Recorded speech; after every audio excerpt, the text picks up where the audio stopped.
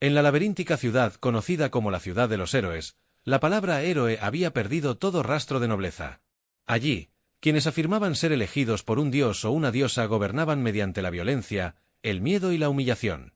Cualquiera que se atreviera a resistir era aplastado sin piedad, quienes se oponían, pateados, quienes insultaban, arrojados como un juguete roto. Los débiles simplemente no existían a sus ojos. Blandir una espada, un escudo o un bastón significaba someterse a un cruel bautismo, una prueba de fuerza impuesta por la fuerza, que marcaba a todos los que luchaban en aquella época. La ciudad estaba dividida entre los seguidores de estas deidades y el resto del mundo, y este desequilibrio de poder hacía inútil cualquier oposición. Arrastrado al conflicto entre las dos grandes facciones, el narrador vivía en la primera línea de esta tiranía. La emperatriz de la facción de las diosas jugaba con su vida como si fuera un juego, desviando ataques con un simple movimiento y haciendo promesas absurdas mientras lo lanzaba a través de las casas hacia la muralla de la ciudad.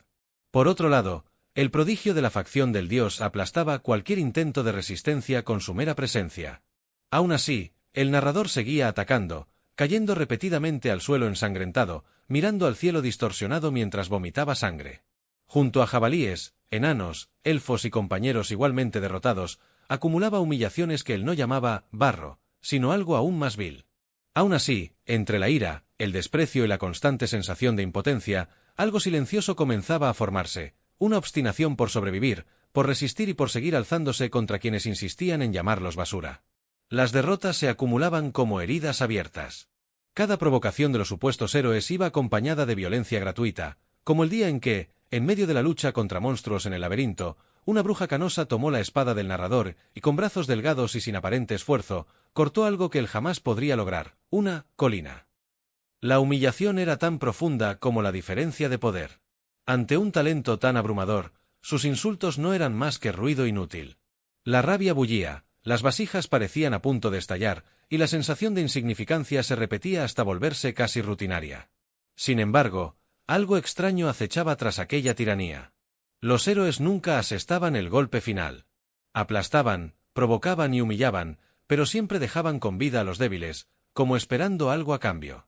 Cada derrota venía acompañada de un cruel empujón más allá del lodo y la miseria, como diciendo, sin palabras, que era necesario soportar más, caer más hondo, para poder levantarse de nuevo.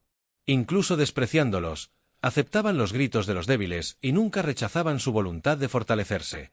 Cuando, finalmente, aquellos símbolos vivientes de la tiranía desaparecieron de la ciudad, lo que quedó fue la verdadera fuerza forjada a base de odio, dolor y resistencia.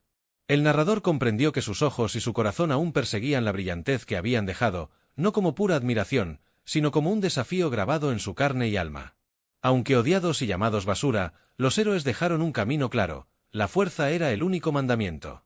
Permanecieron inalcanzables hasta el final, imponiendo esperanza y desesperación a partes iguales, y desaparecieron solo tras ser derrotados por el llamado final negro, dejando grabado en la tierra el último desafío, ser superados. Ahora, dependía de los supervivientes alcanzar esas lejanas orillas e ir más allá.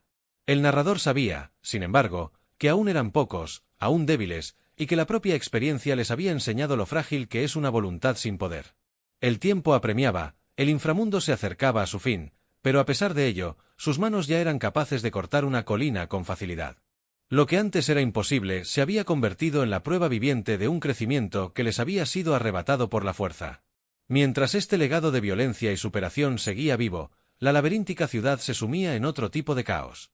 El estallido de la llamada revuelta estudiantil sacudió a Horario cuando el distrito escolar suspendió indefinidamente el reclutamiento de nuevos seguidores. Los eventos de reclutamiento se cancelaron, sumiendo a las familias en la desesperación y provocando una ola de insultos contra el gremio. Los intentos de negociación fracasaron, los representantes estudiantiles expulsaron a los emisarios y la amenaza de abandonar la ciudad se hizo real, agravada por el reino mágico, que se mostró dispuesto a recibirlos con los brazos abiertos. El gremio entró en pánico, Royman se hundió en la desesperación, y solo un exalumno murmuró que todo esto ya se había previsto. Con la desaparición de estudiantes y profesores, el impacto económico fue inmediato y brutal. Las tiendas se vaciaron, los comerciantes sufrieron pérdidas y la crisis se extendió a los ciudadanos comunes, mientras que la ciudad portuaria de Melen, irónicamente, prosperó. De esta forma, Horario cosechó las consecuencias de decisiones apresuradas y conflictos mal resueltos, reflejando, en otra escala, la misma lección dejada por los héroes. Sin fuerza, sin preparación y sin responsabilidad, nada puede permanecer.